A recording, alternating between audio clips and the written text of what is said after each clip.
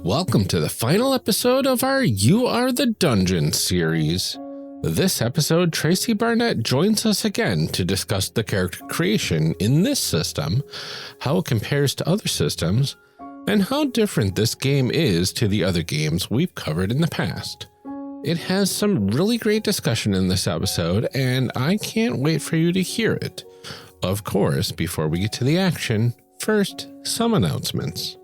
First up, did you hear the news last Friday?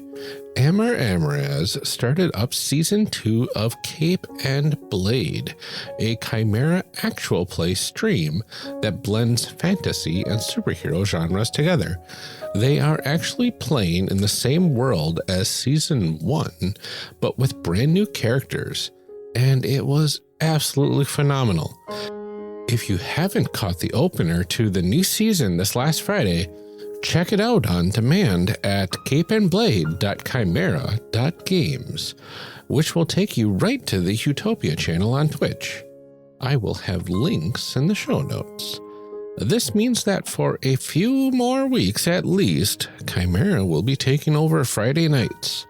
Every other week, you'll be able to catch Cape and Blade, and on the weeks in between, this week being one of them, you can catch my stream, A Tale of Twinkle and Awe. We just finished a climactic battle last time, and our heroes deserve a bit of rest and relaxation. So join us for a beach episode of sorts this Friday, starting at 7:30 p.m. Central Time, live on Twitch at twitch.chimera.games. That was kind of two announcements rolled into one, and I'm not sure what else to announce at the moment, but stick around after the show for our call to action as well as the outtakes. For now, let's dive back in with Tracy and see what sort of fun discussions we got up to about this game. Enjoy!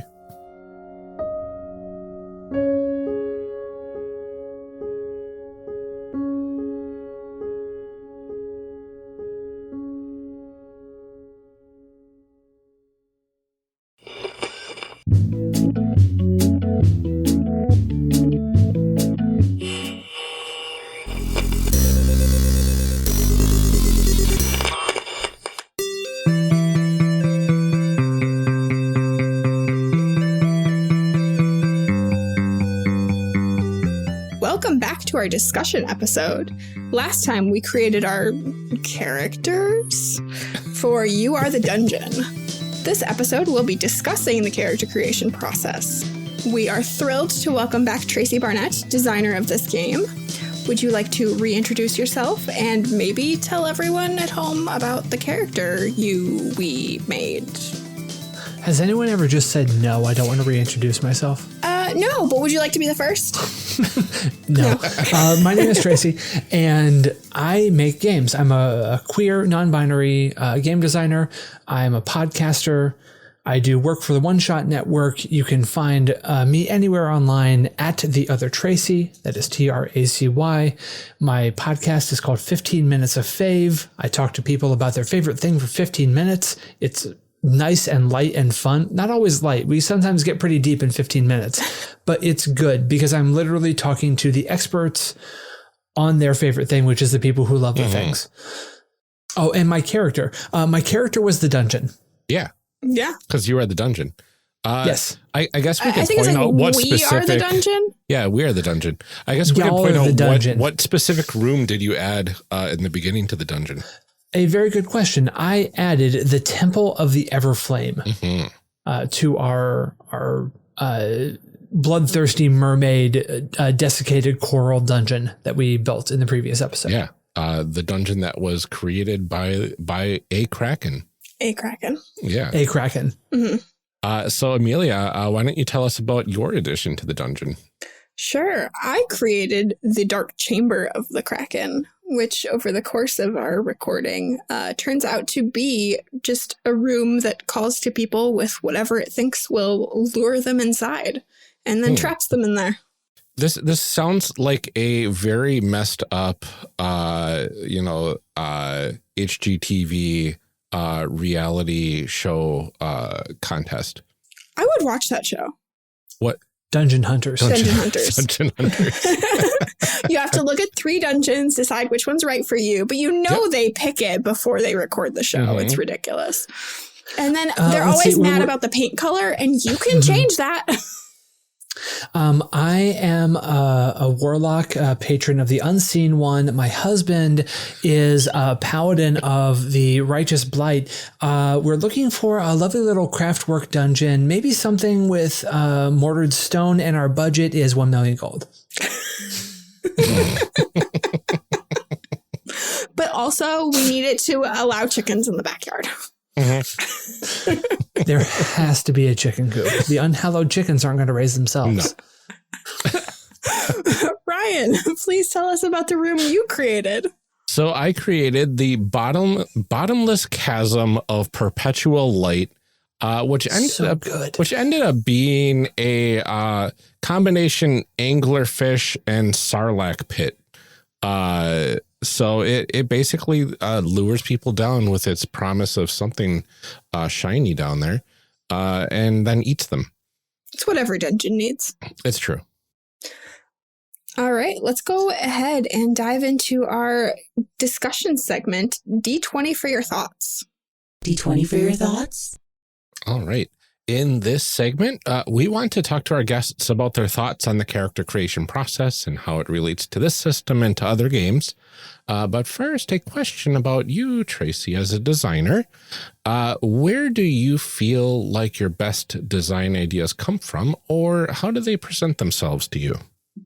So we actually talked about this a little bit, probably off mic, maybe off recording, about like how... Well, we talked about how this game came from like a marketing meeting that I had with Jeff Stormer, and Amelia, her response was like, how does that, like, where's the linkage Why there? does your brain do that?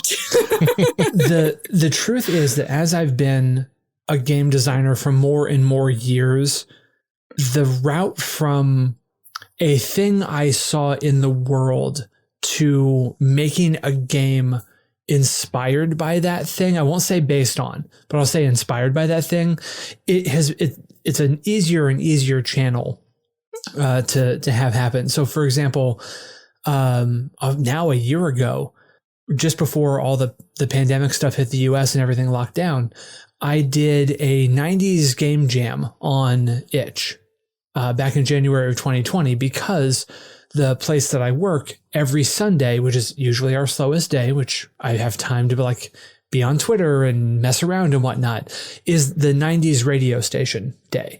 So I hear a ton of songs from the 90s, and I started a thread of song titles and the games you would make from them. So then I made that into a game jam, because why not? It's easy to make a game jam on Itch.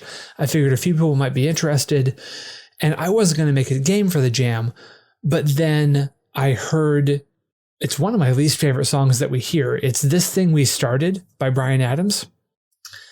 And it's a buck wild song about like how you can't avoid my love for you, baby, because we've started this thing and now we can't stop it, right? Mm-hmm. But I ended up making a Descended from the Queen game called This Thing We Started, which is about a monster breaking loose from like a research facility after some Dr. Frankenstein types have made it. And you play the doctors who are hunting after their creation. Oh, interesting. And I kickstarted it for Zine Quest last year. But the reason I bring that up is because that was born from a really mediocre to bad Bryan Adams song that I hear at work. And the content of the game has nothing to do with the song save for the title, because sometimes there are words or phrases or images or conversations that I have that just stick in my brain. Mm-hmm. And there's now a set of machinery up there, I guess, that churns away at it and goes, oh, well, what about this thing? And because I am lucky to have experienced so many games and so many systems, I start like holding up possibilities really quickly and like discarding them, right? Like I start with everything starts with fate, right? Like, this is going to be a fate game. No, it's not going to be a fate game, but it'll have aspects, right? And that sort of thing. Mm-hmm. So with this, I was like, with this thing I started going, oh, well, it's going to be this or that. No, it should be descended from the queen, because we don't really know who the creation is. We don't really know who the creators are, and it'll all be discovered by play, because it's all questions, and questions are my favorite thing in the world. So when you make games long enough, or you do creative things long enough, you get like channels that are grooved into your brain that you just start following. Mm-hmm. And as long as you don't get too set in those ways, you can skip the track sometimes, right? You can jump to a new groove. You can keep doing innovative things. And so I don't worry about where my next idea is going to come from, mm-hmm. because I can't stop them coming. I literally, if you will, please, wholly pardon me, I can't stop this thing I've started. Oh, I will not pardon you. No, I applaud That's totally that. fair. I applaud that pun. Says the person who came up with Johann Sebastian Flock. Oh, I don't know if I'm mad about it. I like it. I think that's the thing, is like, I like it and I'm mad that I like it. Those are the best type of puns. That's how my wife feels about puns too. She hated puns when she met, and now, like, I don't know if it's like a Stockholm syndrome thing, or if she is just like slowly beating her down. I hope it's not that. I hope it is a realization, because I think when people don't like puns or like simple wordplay, I think there's almost like just a lack of joy in that part of their brain. Because are you one of those people, though, that when I say I don't like beer, you're like, it's an acquired taste? And I'm like, I don't have the desire to acquire that taste. So, no, like, puns are just like, if you keep trying them, eventually. No. I think puns are... So that's a very interesting comparison, because I love beer, right? Like, you both have talked to me at various points in time. I sell beer as a living. Like, that's what I do right now for my day job. If someone says I don't like beer, I will probe a little bit, mm-hmm. because sometimes it literally is, no, you haven't found the right beer. Right. But Amelia, you and I have talked, and I know I'm not going to recommend you a beer. That's not how this is going to work. But I think that because of the way that language works, mm-hmm. wordplay and puns are linked to a more fundamental enjoyment of how language is structured. Mm. Interesting. And I think that there is literally a place in almost every person who can appreciate those moments of what language does. Mm-hmm. It's just that they get expressed in ways and at moments that are usually groan worthy. Yeah. That it can make it really easy to go, oh no, I don't have anything to do with that. Yeah. But I think that puns and that level of wordplay are absolutely beautiful, because they reflect the multifacetedness of how language can be constructed. They definitely, like, it takes like I don't want to say a higher level of intelligence, but there's like a level of like mastery of language that mm-hmm. you have to have. Like, they're not like this low level, like, so like my son thinks puns are hilarious, and mm-hmm. and like I'm always shocked when he makes them, because I'm like, I didn't know that you knew that words could do that yet. Exactly. And so it's like fascinating to me. But I think maybe you're right. It is just the moment or something. For me, mm-hmm. it's like when I make a pun, I think it's hilarious. When other people make them, it's no good. Right. But I think that part of that is every person's own individual brain makeup being disarmed by what the language did, because it subverts expectations. Yes. Mm-hmm.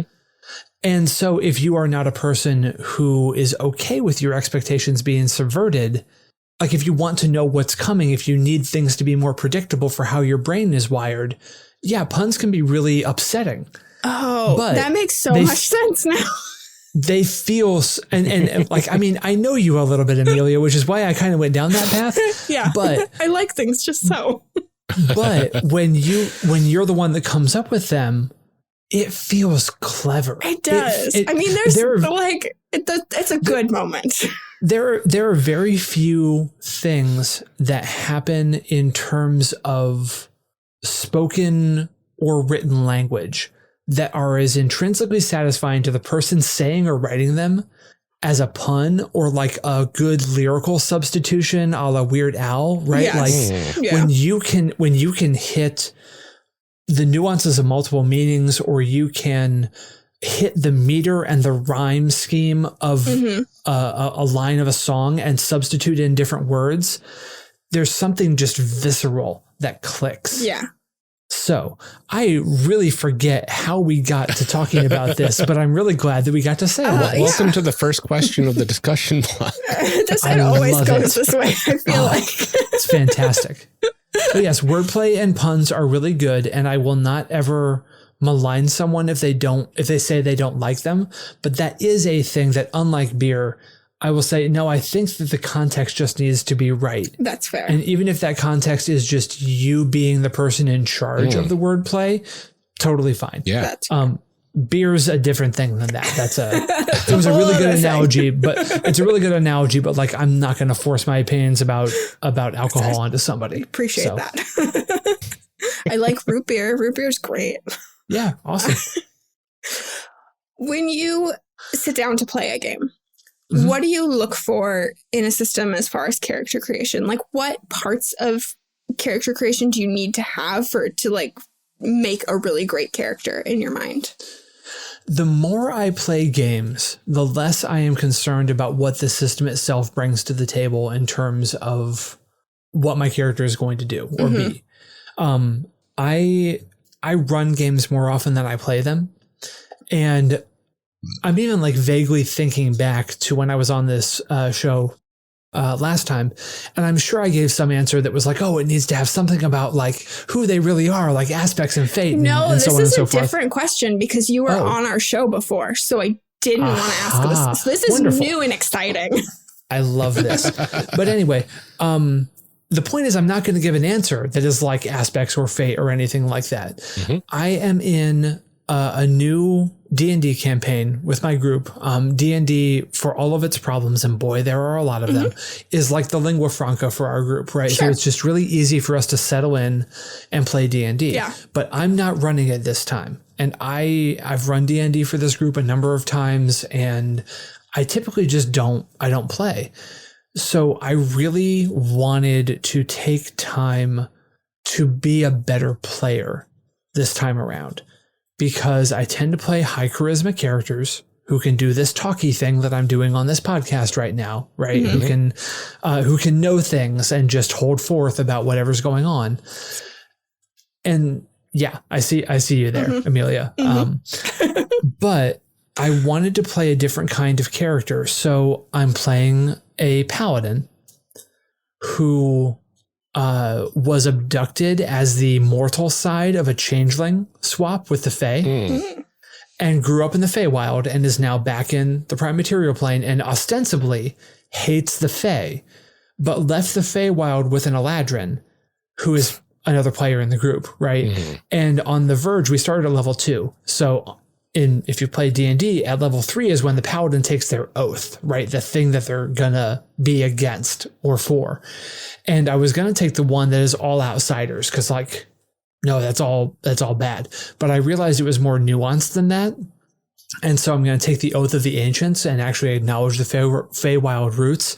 And I say all of that to say that not a single one of those things had to do with what Dungeons and Dragons does as a system for me to develop the character. Yeah.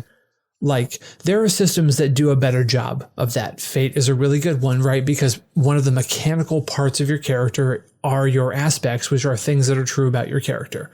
But as time goes on, I want to use the context of the story that's being told by the group and what all the other players are bringing to the table to define who the character is. And I want to evolve that definition as we play, recontextualizing the character through the events of the narrative that happens whether or not the system says it happens, right? Maybe there's a die roll that makes something dramatic happen and we use that as forward momentum, but maybe there's not. Maybe it's just decisions that I'm making about the character, and that's fine. So I'm a huge fan of systems that incentivize and mechanize character realities into the game. Mm-hmm.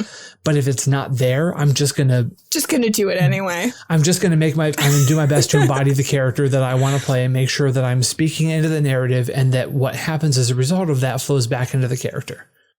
Yeah, I think that more and more, a lot of us are kind of doing that with games that don't do that, because I think that I shouldn't say like us, but a lot of people who have kind of gotten used to playing story games and things, when we go back to games like D&D, like we start throwing those things in there because it's like, well, that should be there. I should know these things about my character, so I'm just going to go ahead and like splash that as character background and just make it up and, assume that these things are true, because the game doesn't like do anything to dissuade you from doing that either. There's nothing in there that says you can't do those things. Which is a really interesting lead into the next question that I see on the outline, because, well, ask the question and we'll just go there. Yeah. So the next question is... Ask the questions, please. Well, it is a great segue because... I would not dare to ask your own questions. Yeah, the next question is, how do we think character creation in this game stacks up to other systems that we've played?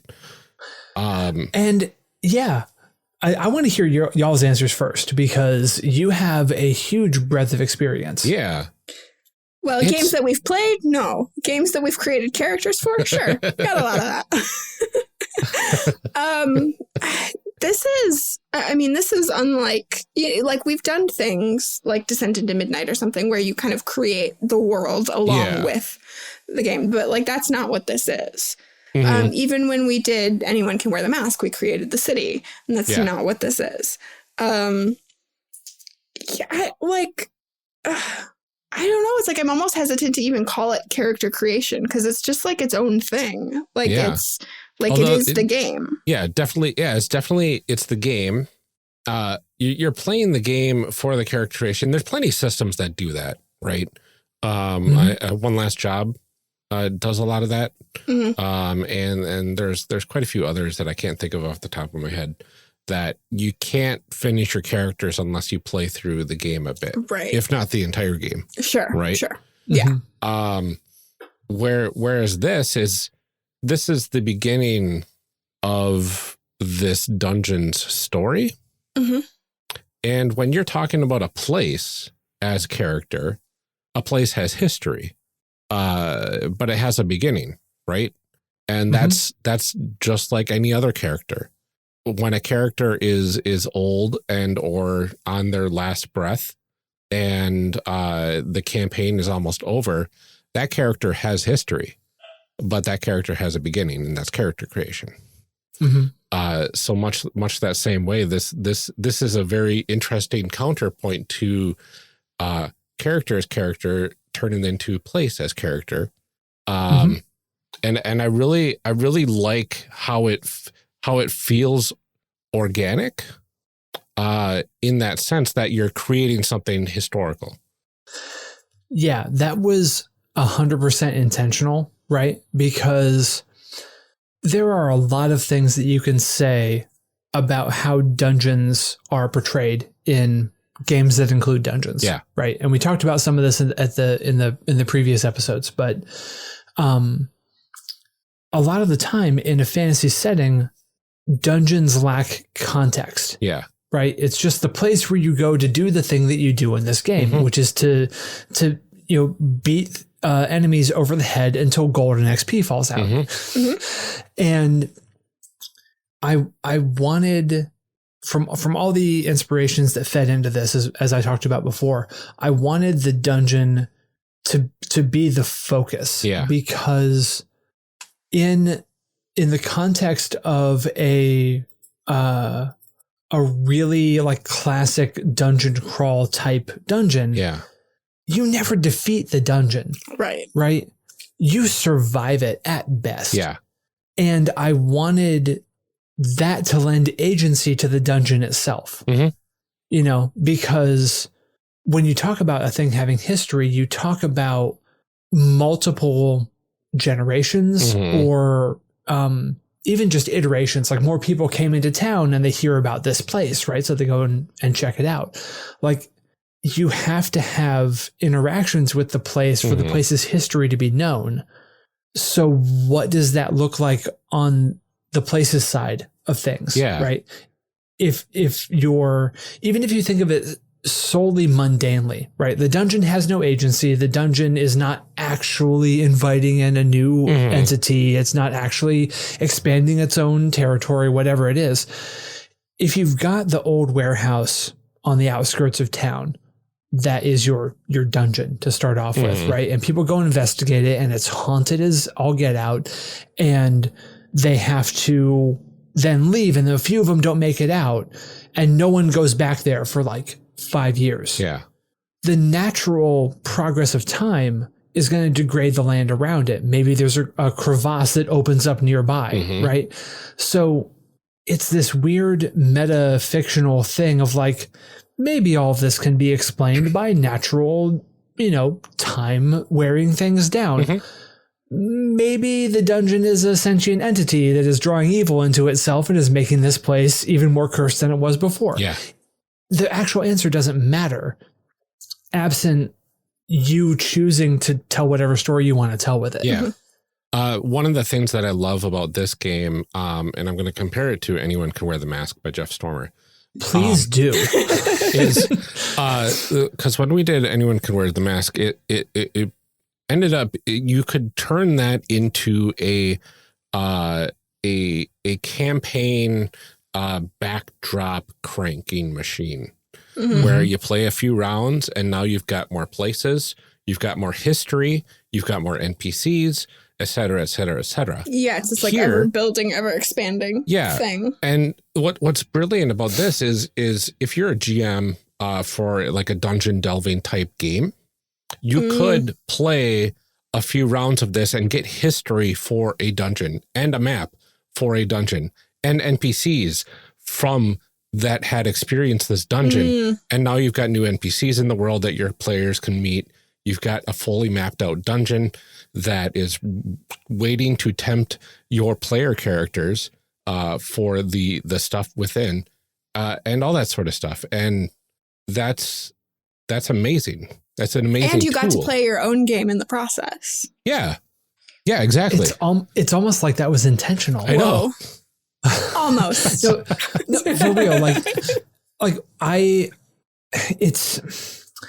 I'm really proud of this game. Like, y'all had me on for Iron Edda before, and like, I love Iron Edda Accelerated, right? We all know my feelings about that game.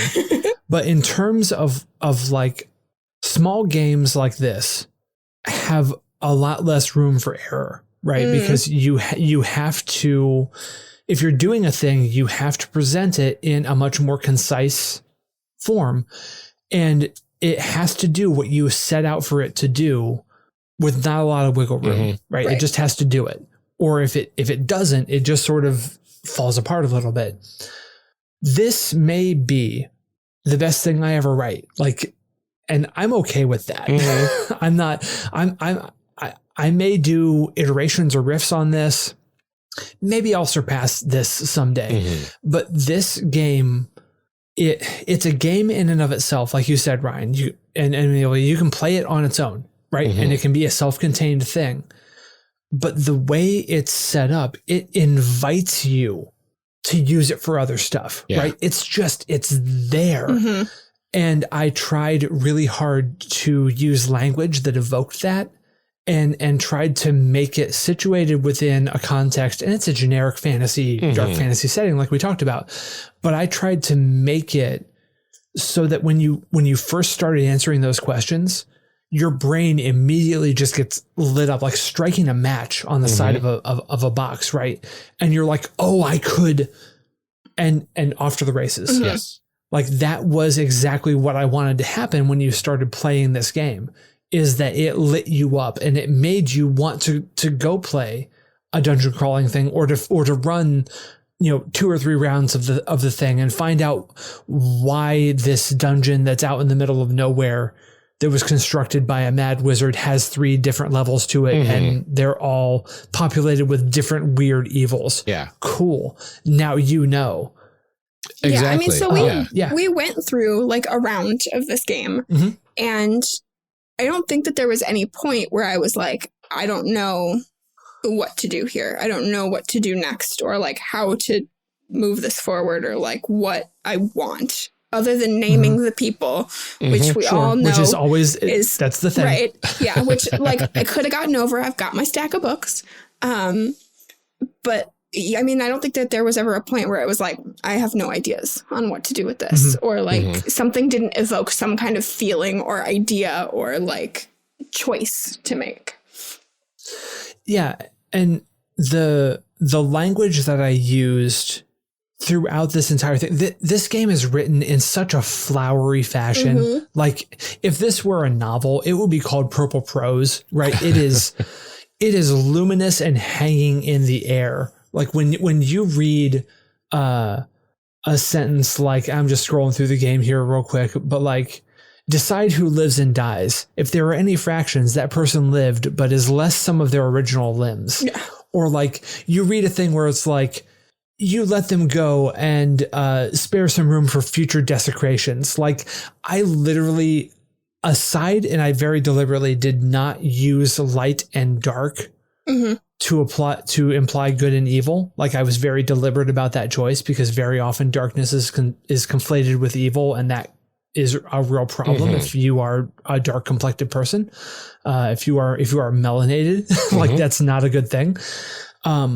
But all the other words in the thesaurus that I could find, like I wanted atrocities and depredations and inchoate horrors, right? I want that language baked in there, because you immediately recognize as a player, this place is bad. Yeah. This place is deeply evil in the ways that like watching Hellraiser, right, is deeply evil, right? It just, it needed to ooze all of that feeling so that you're never feeling lost. Because if you're like, oh no, what do I do? The answer is something evil, something bad, what's going to happen to this person? Something worse than the first thing you thought of. Yeah. I'm really proud of this game. Yeah, no, I mean, I'm just looking at like the dispositions even that we have in ours: prideful vintner, stalwart wanderer, despised practitioner, haughty ruler, impoverished guide, contemplative paladin, apathetic shepherd. Like they're already like so descriptive that it's easy to start working off of those things. Like you've given us enough structure. Like it's a very open game. Like we could do anything, but there's enough little pieces there to start like pulling out, you know, like even the events too, like the fates that we developed for these people. It's like, it was just enough a taste of something to evoke those feelings and emotions to be able to say, oh no, I think I've got it. Like I know what I want here. Yeah. Yeah. Yeah, and that I keep saying I tried really hard to do X or Y, but like this is the apotheosis of a lot of years of question-based world building with players at a table, right? Because both versions of Iron Edda that are out in the world, you build your holdfast because of the questions that you're answering. And so I've seen a lot of people answer a lot of questions, and I have found that just that taste, like you said, Amelia, is exactly what people need if they already feel safe and comfortable at the table, right? Like the three of us have done this podcast before. We have played games in person before. We know each other. We're friends, all good.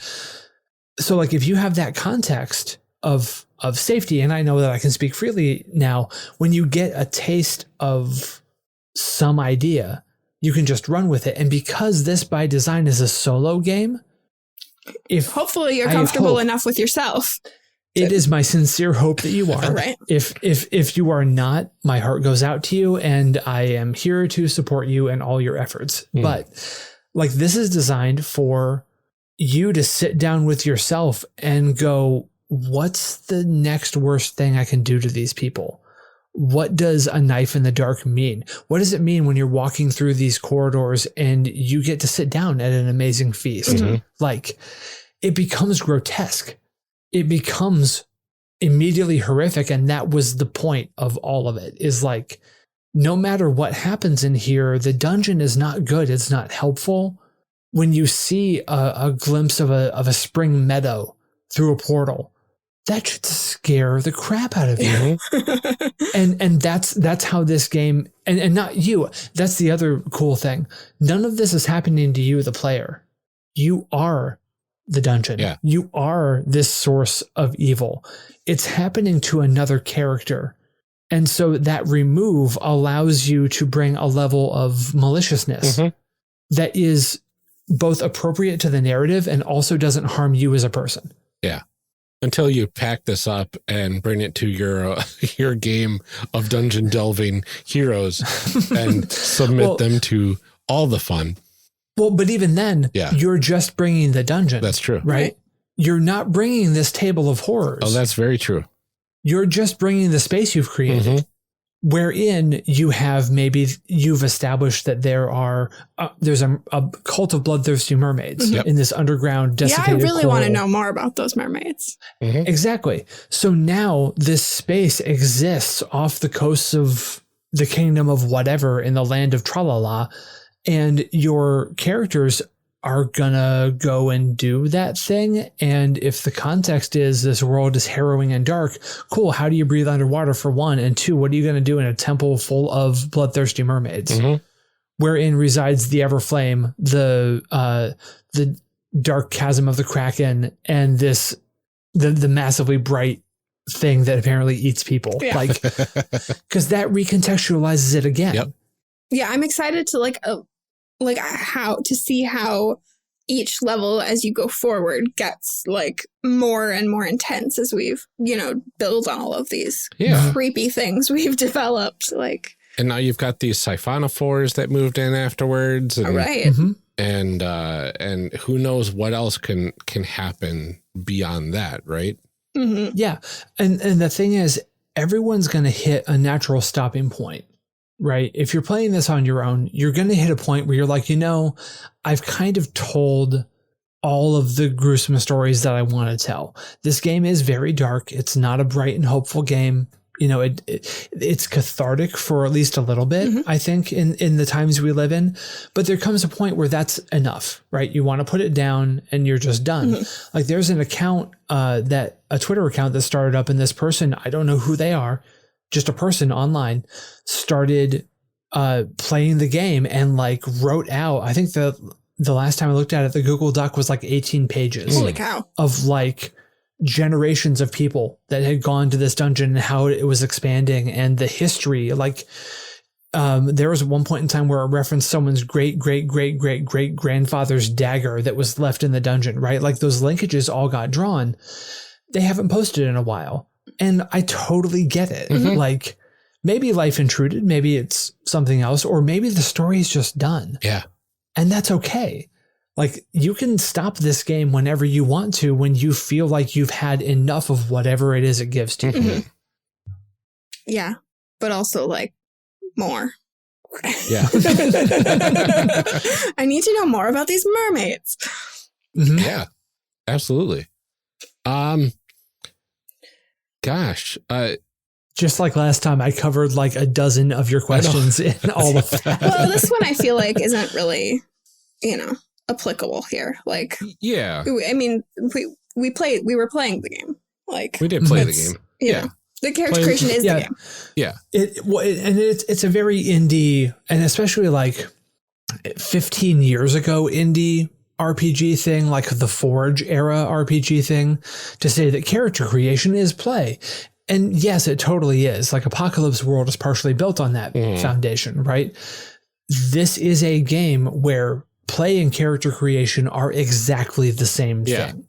Like, the amount of play and the amount of character creation are equal to each other. Yeah. And they're the same. There's no way to disentangle them. They are the exact same process. Yeah, absolutely. So then, I know it's character creation, world building blended into one, which I love. What would you say is one of the biggest flaws of this process, and what is one of the best parts? I mean, the biggest flaw is that you have to actively just choose to do it, right? Because it's a solo game. It's not like you're playing D&D with your friends or Pathfinder or Fate or Masks or whatever it is. There is no external impetus for you to play this game. Right. Unless you've seen people talking about it and you think it's really awesome. Yeah. You have to choose to sit down and deliberately engage in this very specific process.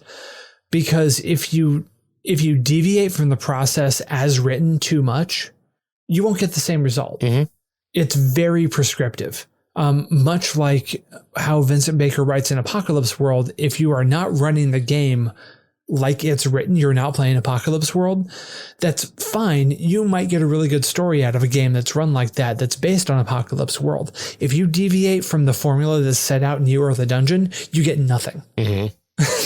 Like, it falls apart very quickly. So if you are not willing to take the time and sit down and engage, you're not going to get anything out of it. Right. And it's one of those things where the biggest strength is also the biggest flaw, right? Like, the strength lies in following that process. But that automatically means there are going to be people for whom this does not hit. Right. Because they don't have contextually the bandwidth or the patience or the whatever to engage with the game as it's written. Well, and for some people, like, role-playing really is about the social aspect of it. Like, that's a thing that we've talked about a number of times too. There are people, and I think even my brother was talking about it too. He's like, I play games as a chance to hang out with my friends. So he's like, I've never looked at playing online or anything because it was about being around other people. And so solo games, I'm sure, don't have the same sort of pull for those people, that it's, that's not what gaming is about for them. Yeah.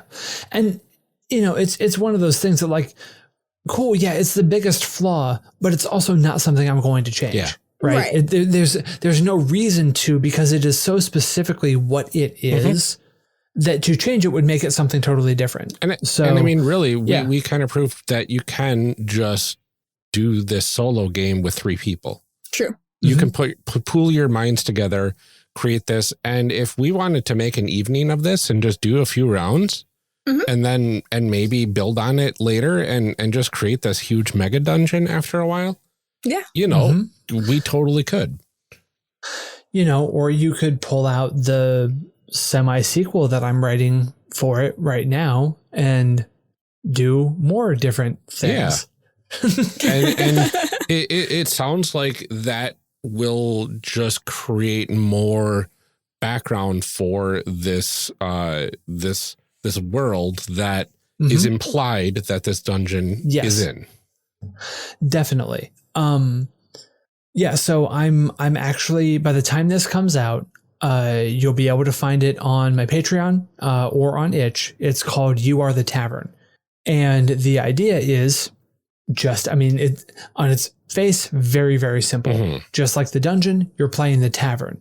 But the difference is you're not building out yourself. Like, taverns don't do that. Dungeons are ephemeral, liminal spaces. Sure, a dungeon can build itself out and invite in new evils. Why not? But taverns reflect the context within which they're situated, right? If you've ever been to, like, an area bar where regulars come in, they're always talking about what's going on in town or what's going on with them or what happened in neighboring town. So what you build out in You Are the Tavern is the village you're in. So the stories that are told within the confines of the tavern reflect the world around the tavern. Yeah. So you're building a town by telling stories about the town through the lens of the people who come to the tavern. I like that. Yeah. Yeah. And it's a very, very easy stretch. And there'll be at least a page in the game devoted to this, that if you want to incorporate the dungeon into this thing, here's how you do it. That's very interesting. And it's an open secret. Like, I need to have nice, easy things I can produce that can go on my Patreon and try and generate more revenue there. Yeah. So I've got a series of probably, after the tavern, at least 3 more games that all reference the same implied setting, that when you take them in aggregate, you are the campaign setting. That's awesome. That's I really like that. good. Yeah, because there are a few games out there that handle like, village creation or whatever as part of the session 0. Mhm. I'm playing Beyond the Wall with my local group lately, and the whole point is you build a village together. Your backstory is literally on your character, just steps of the backstory that create places in your village or NPCs in your village and stuff like that, right? It's really cool. But then after your characters are all done, then the village is kind of locked in. But it's all surrounding the inn. The inn is at the center of town. The inn is the cornerstone. It's like the tavern inn sort of deal. And that's kind of the same thing with You Are the Tavern. It sounds like where you've got this cornerstone of the whole town, this tavern, this inn, and everything around it can be nebulous until it's defined. Yeah, exactly. And I think that one of the things that sets this apart from most ideas like this, it's a couple of things. One, the time scale is different between You Are the Dungeon and You Are the Tavern, right? I read the passage in You Are the Dungeon that says, as years turn to centuries and centuries turn to aeons, right? Like the dungeon is long string, almost eternal, right? In You Are the Tavern, it's as months turn to years and years turns to decades. So if you take a timeline of this implied setting and you chunk it out, like the dungeon can stretch all the way across the top. Like the dungeon is just around, but the village might just have this little bit, the tavern, right? Like it just exists in this one point. But then when I write You Are the Palace of Dreams, which is going to be the one that is like the spaces that mortals dream when they fall asleep, which is also where the gods reside. Ooh. Like the dungeon suddenly becomes this small section because this one is this much bigger. Yeah. So if you decide to take all of these things, and one's going to be like an empire level, like a big city, like a decaying empire kind of thing. If you take all of them and you sort of play them with the same implied setting in mind, whatever that ends up becoming for you, you get these different slices of different spans of time. And if you were to choose to like take the implied setting and make it someplace you can play a game in, you find a point where there's a vertical slice that cuts through all the segments at the same time, and you pop that out, and you know that on a cosmological scale, this is happening. On an empire scale, this is happening. On the dungeon's timeline, this is happening. On the village's timeline, we're here. That sounds like a funnel. Oh my goodness. Weird. Totally unintentional, I'm sure. And not like explicitly intended. Like I had not connected that up until you said it, Ryan, but you're 100% right. Like so many of the things that we do in games start at the broad and work to the narrow. And it's really important to do it that way. Like if you start too narrow, you're too constrained and too confined, and you feel no agency in making your decisions. If you start too broad, I could do anything. It's like trying to come up with a name. It's literally literally problem, anything. Right? Yeah, it could be anything. Okay, I've got nothing to go on here.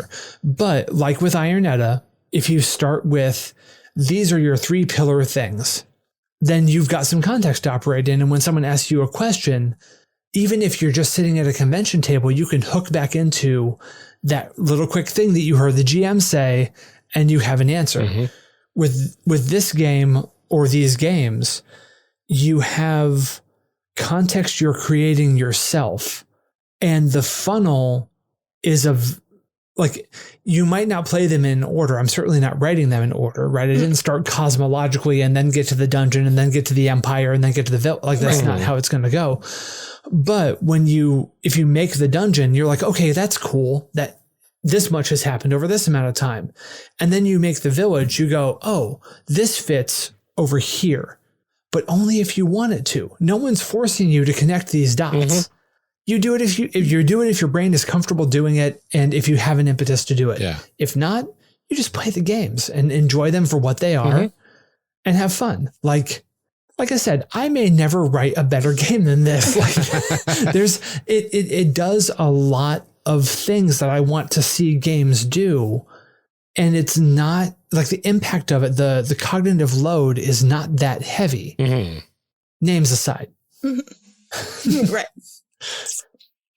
Besides that, it's good. Yeah. Normally we discuss our story. We have our fan fiction section. Yeah.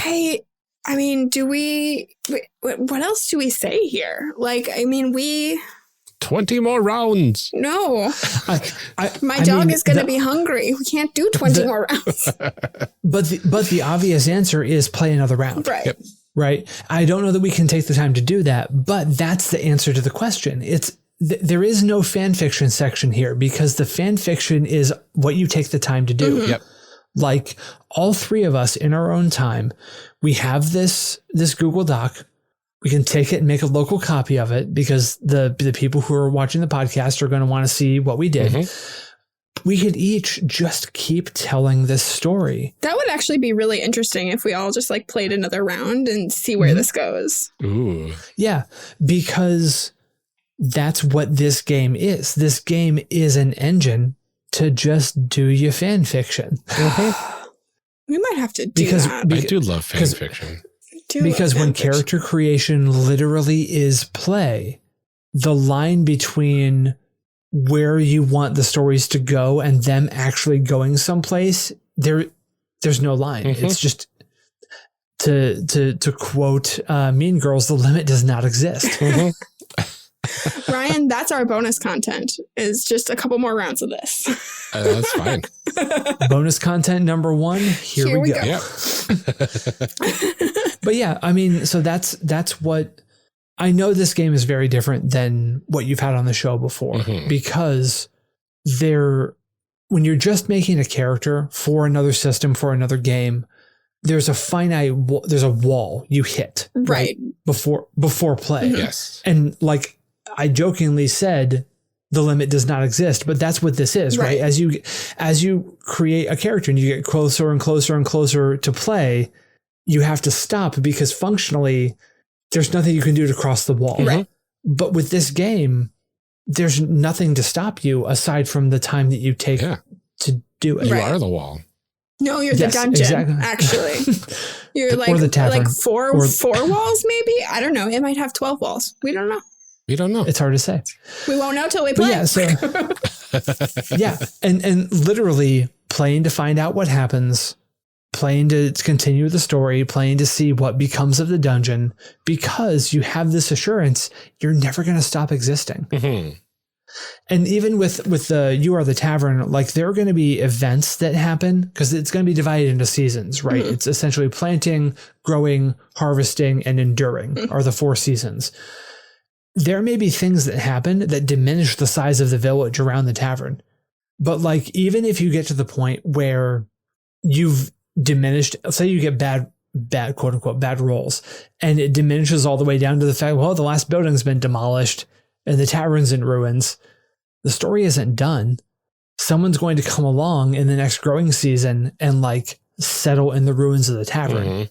And it will be a safe space again. So all of the things that you are in this sort of game series have a permanence to what they are, at least conceptually, that they can be inhabited by something and carried forward, even if the linear history of the place has big gaps in it.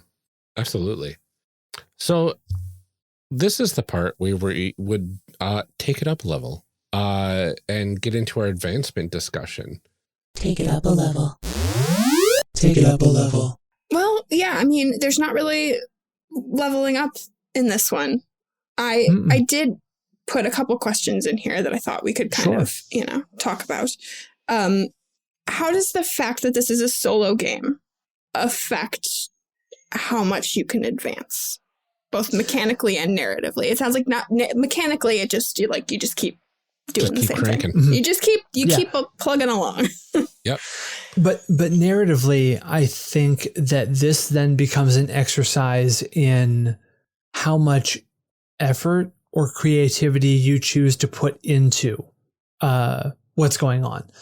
So at that point in time, the limit is you, right? And your own context that you bring to things, which is why I specifically say that you can take time between phases, because everyone who's done anything creative knows that you cannot just output and output and output and go and do ad infinitum. You have to stop at some point in time. Yeah. And I think it's actually a really good metaphor for the phases in the game, the foray and the fallow. Like, even in life, we have to have times where we're just not doing anything, right? Where all of the aggregate knowledge or learning that we've gained has a chance to like settle into who we are, so we can make it part of ourselves and then go use it. And so the game is like a model for that almost. Like, if you get to the end of a fallow cycle and you're like, I don't really want to bring in any more adventurers right now. Cool. You stop. You put it down. You walk away. You do something else. And if at some point in time down the road, you're thinking about that dungeon and you're like, oh, I wonder, I put a scything blade trap in that one part. I wonder what's going to happen with that. Then you pull it back out and you bring in some adventurers. And even if you finish with the foray section and you're like, really not sure about inviting in a new evil entity, don't feel like drawing some new boundaries, don't feel like expanding right now, cool, you stop. And if at some point in time you start wondering what new degradations have populated the level that exists below everything you've written so far, then you go and write it. Like, yeah, that's because it reflects who you are as a person in the moment that you're doing it. It's going to flow with the rhythm of your life and who you are in those given moments. And if you were to play a game like this, now, and then you put it down and you don't look at it for 5 years, just like any other creative thing you've done, you're going to look back at it and go, I see who I was then. That's not exactly who I am now. Can I continue this now? No, maybe that's not a path I want to go down. But maybe you start a new dungeon to carry the metaphor forward, right? Absolutely. Yeah, and it's very poisonal. Yeah, and I like how it creates an artifact, right? When you're drawing these things out, it creates a physical artifact that has the record of what happened at this place. Yeah, that's why I say in the instructions that it's preferable to print it out, just because so many of the things that we do in play do not carry physical artifacts with them. And especially because of the times we live in now, right? You're doing a lot of gaming on different online platforms. You're using D&D Beyond, whatever it might be. But with this, you get to make a physical thing if you choose to. Yeah. I don't ever want it to feel like there's a pressure, right? Because I want people who don't have the access to physical media to still be able to do the thing. But, if you have the option, it's a really cool thing to be able to do, because then you've got the dungeon like in your hand. Yeah. Yeah, absolutely. And I know there's no real mechanical advancement aside from play the game more. It's play the game over, but you're advancing who you are as a person as you're playing it. And boy, that's a weighty kind of thing to contemplate, right? Like, that's a pretty existential, oh God, I have to be a better person or a different person or a grown or regressed person for it to be different. Yeah. But the reality is that's just what happens in life. Like, you're not the same person that you were yesterday, and you're not the person today who you're going to be tomorrow. There are infinitesimal little changes, and all of those get reflected in the kind of creative play that you do. And this game is just a reflection of who you are in a given moment. And see, cool. I'm more okay with narrative growth than mechanical growth. Not that I'm not okay with mechanical growth, but I find narrative growth more interesting and more appealing in play. Then I would rather play a character that is mechanically the same forever and ever and ever than I would, I don't want to, part of this is I don't want to have to learn new mechanics. Don't make me learn a new rule for how to do a thing. But narrative growth is just more interesting to me as a player. I know that that's not true for everybody. Totally fine. But I would rather have narrative growth then, or change, not even necessarily growth, but then mechanical numbers go up. Like, I don't know. I know that's very satisfying to some people. It's just like watching numbers go up. Like, I mean, great. And it's not like you're working towards in this game like a level 40 dungeon or something like that, right? Yeah. Unless that's a goal you've set for yourself and you choose to go. And if so, great. You're also the one in charge of deciding that you don't want to keep going if you don't want to keep going. True. Absolutely. You know why? Because you are the dungeon. It's true. That's exactly right. See what I did there? Isn't it amazing how well that actually works? It works great. I love it. That's so good. Is there anything else then, Tracy, that you want to say about You Are the Dungeon before we head out? Going by it, maybe? Yes, do. Honestly, so much fun. Yeah, I like all the games that I've made. This one sits with me more than many that I've made. Like, it's kind of like Iron Edda, right? I can't stop thinking about it. And that granted, you know, if you're using your own emotions as a gauge for what to engage with, it's always going to be at least a little bit flawed because you can never completely tell if you're being honest with yourself or if you're deluding I think there's yourself. something to be said though for like what you said before about like, if this is the best thing I ever make, I'm okay with that. Exactly. But like, there are things that, for better or worse, as a creator, I have to accept that I'll never be able to let go.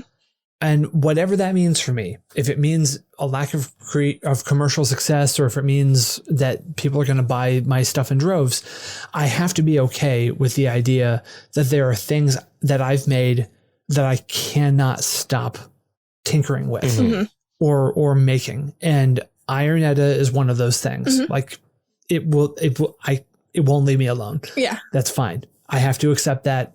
I'll make new things for it as I'm able.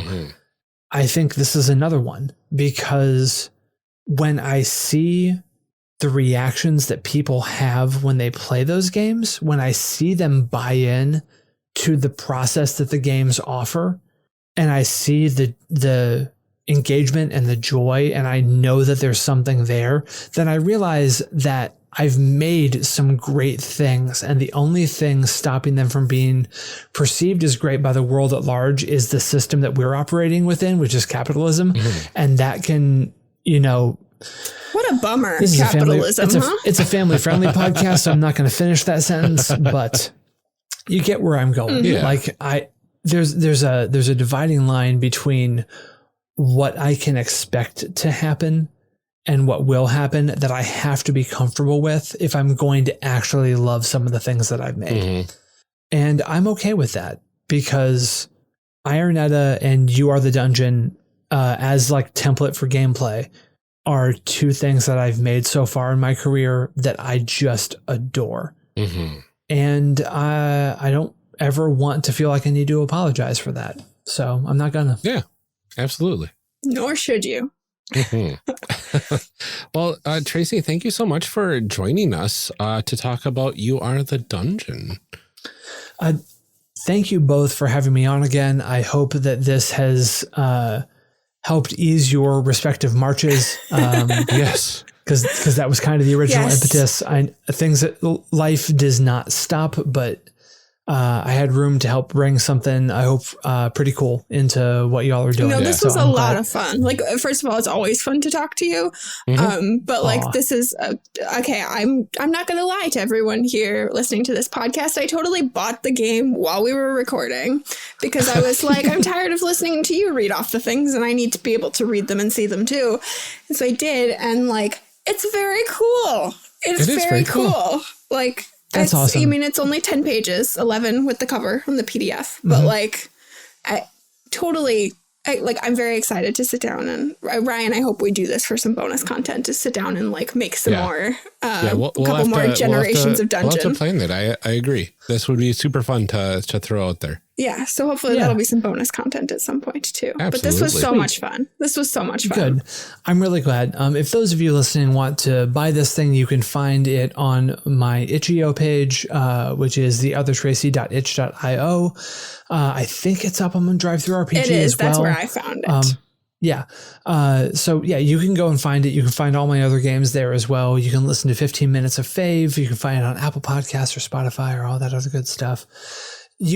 I'm not difficult to find. You can find me online. Just look for The Other Tracy. Just shout pretty loud. I'll be there. Yeah. Yeah. Go find my stuff. Please, if you like this, go buy my stuff. And whatever you do, whether it's my stuff or not, I hope you're enjoying yourself. Mm-hmm. Well, thank you again for sitting down with us. And thank you to everybody for tuning in. We will be back in a bit. What a fun time we had creating this dungeon. I think Amelia and I are going to plan getting a round or two of this recorded sometime after our next series gets recorded. So you'll want to keep an eye out for that on the One Shot Network Patreon. For those that are giving $5 and up, you'll get access to this bonus content when it's available. So definitely check it out at patreon.com/oneshotpodcast. Donating to the Patreon gives you all sorts of other great perks, and it's really a great way to support a group of great folks. Paying for hosting for all of these podcasts on the network, equipment repairs or replacement, and so much more is basically where your money is going to. And I guess we're right into the call and action off the bat. So one other thing I'd like to point out is the new Cape and Blade Season 2 that is going on every other Friday on the Utopia channel on Twitch, but also my stream, A Tale of Twinkle and Awe, also every other Friday on alternate Fridays at 7:30 p.m. Central Time at twitch.chimera.games. I really hope you'll stop by to check it out, either one or both of these streams. This game is something truly special to me, and I really love that we're able to show it off like this. Other than that, I just wanted to remind you all that we are still in the need of more reviews to get us up in the rankings. Every review really helps us out and helps new listeners find the show. And the more that listen to the show, the better.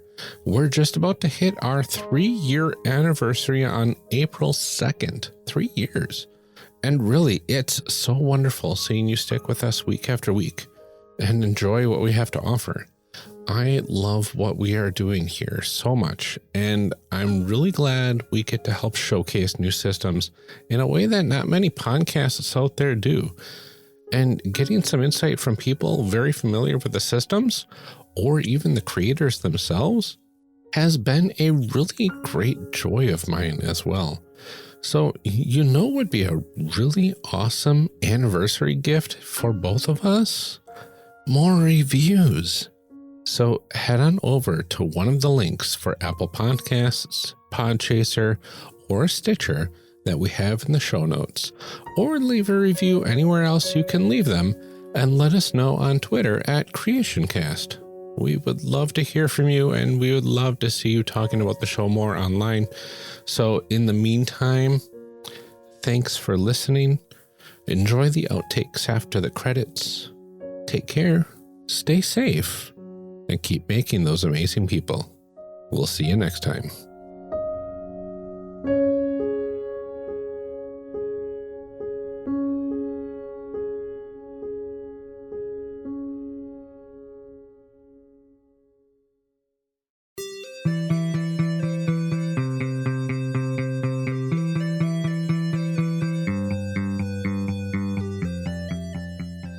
Character Creation Cast is a production of the One Shot Podcast Network and can be found online at www.charactercreationcast.com. Head to the website to get more information on our hosts, this show, and even our press kit. Character Creation Cast can also be found on Twitter at CreationCast or on our Discord server at discord.charactercreationcast.com. I'm one of your hosts, Ryan Bolter, and I can be found on Twitter at Lord Neptune or online at lordneptune.com. Our other host, Amelia Antrim, can be found on Twitter at Ginger Reckoning. Music for this episode is used with a Creative Commons license or with permission from the podcast they originated from. Further information can be found within the show notes. Our main theme music is Hero Remix by Steve Combs and is used with a Creative Commons license. This podcast is owned by us under Creative Commons. This episode was edited by Ryan Bolter. Further information for the game systems used and today's guests can be found in the show notes. If you'd like to leave us a rating or review, we have links to various review platforms out there, including Apple Podcasts, in our show notes. Also, check the show notes for links to our other projects. Thanks for joining us, and remember, we find that the best part of any role-playing game is character creation. So go out there and create some amazing people. We will see you next time.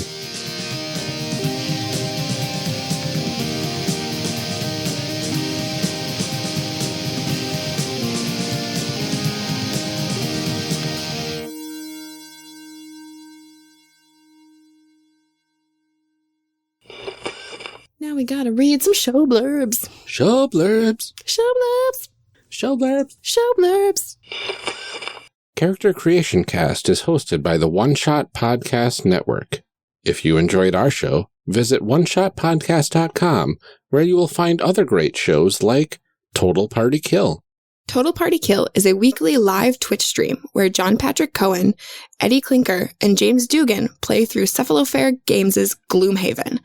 Join them in the stream to play along through the action and interact with a constantly changing cast of characters and special guests, or watch them after the fact on the One Shot YouTube channel. TPK airs Thursdays at 7 p.m. Central Time at twitch.tv/oneshotrpg. I did it. I did too. I think maybe just like a tiny bit late because my little trackpad is, but it'll be okay. Yeah. We're all clicked up over here. All clicked up.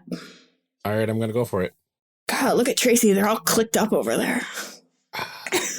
That's not bad. Still a little too warm, but that's okay. I always forget that in Google, like you can't in the Slides app and the Docs app and stuff, I can't use my Apple Pencil, and it really bothers me because I pulled it up on my iPad and was like, oh, I'll be able to write in there and draw, and it won't let you. Oh, that's sad. I know. Weird. It's a bummer. It's because they're like, this is Google, ma'am. Ma'am, this is a Google. Okay. All right. So everything should be all set. I don't know if we're going to have to alter any of the verbiage about what our characters were in the episode because we are the dungeon, right? Did I thought I took some of that out, but I might have missed some. It's a little bit different, but I think it's fine to intro it in that way and then to remind everyone that this game is really different. Yeah. Because you kept in the tell us about your character section, but like I like the idea of starting off with that and all of us going, yes, it was us. Yeah. It was all us. Tell us about your dungeon. Yeah. All right. Well, if we are all set, I can do 5 seconds of background silence and then we can get going. And I can do 5 seconds of background noise. No, I'm just kidding. Sorry. Don't do it. I'll stop snarking. I'm sorry. It's all right. All right, here we go. I gotta count with my right hand because my left hand's broken. All right, here we go.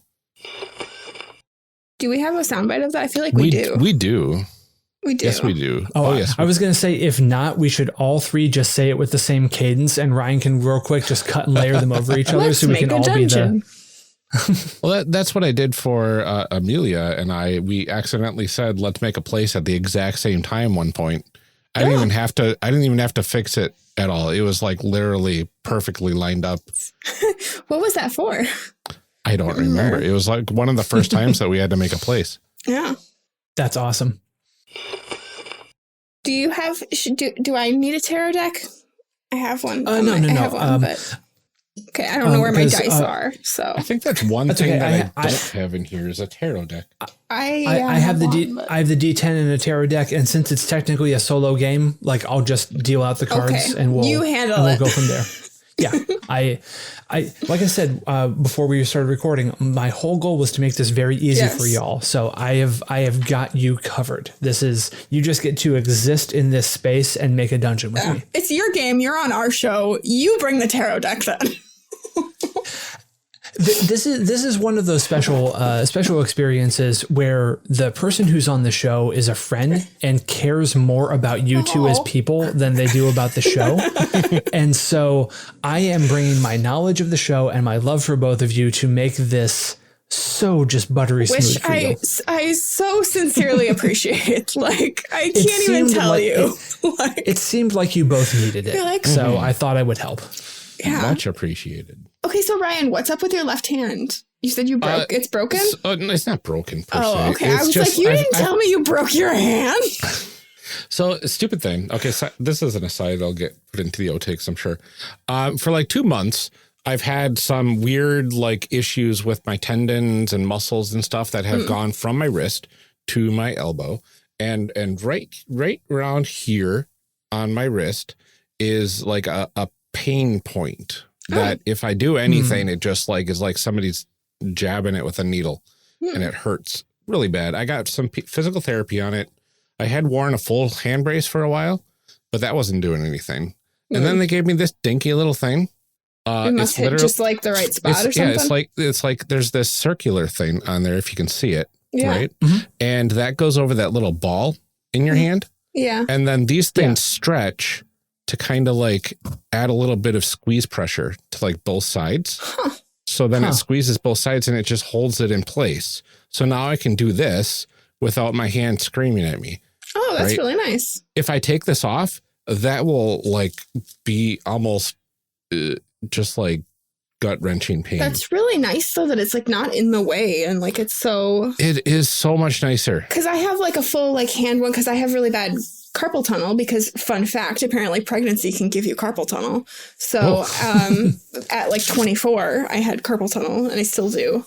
And those ones are like a full hand one. And let me tell you, during a pandemic, when you need to frequently wash your hands, taking that constantly on and off to like, yeah.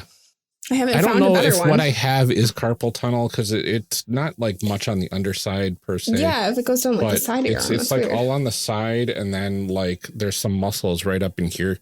Yeah, and being able to do like this wouldn't be. Yeah, I still can't do certain things. I can't like press against stuff. Yeah. Because if I do that, it like just shoots pain right through here. But like bracing against a wall, going up the stairs or whatever, that's out. Yeah. I can't use the railing with my left hand easily. You're right-handed though, right? I am. Thank goodness. That's good at least. You're one of those normal people. So boring. Okay. An indication that I am using my weird tarot deck that is a card that does not actually exist in the high arcana of the regular one. I have time, which I think maps to me drawing a new card. Let's go. Let me get back to the outline. Yeah. Okay.